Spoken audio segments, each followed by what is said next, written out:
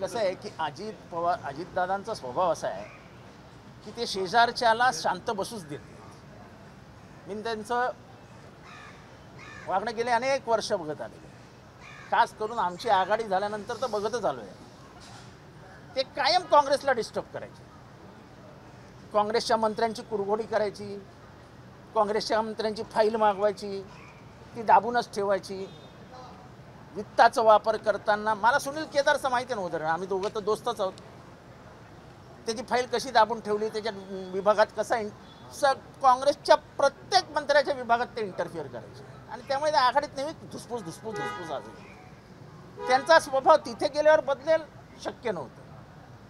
त्यामुळे इथेही ते टपल्या मारण्याचं काम चालूच ठेवणार. आता जेव्हा ते ठाण्यात येतात आणि ठाण्यात गुंडगिरी वाढली आहे असं म्हणतात, तेव्हा नेमका बाण कोणावर आहे? माझ्या दृष्टीने तो एकनाथ शिंदेंवर आहे. म्हणजे मुख्यमंत्र्यांना तुम्ही संशयाच्या फेऱ्यात अडकवतात हे एवढं समजत नाही. समजूच, त्या माणसाला सगळं समजतं, पण ते स्वभाव आहे, ते बोलणार आणि ते डिस्टर्ब करणार बाजूच्याला. ते BJPलाही डिस्टर्ब करणार आणि यांनाही डिस्टर्ब करणार.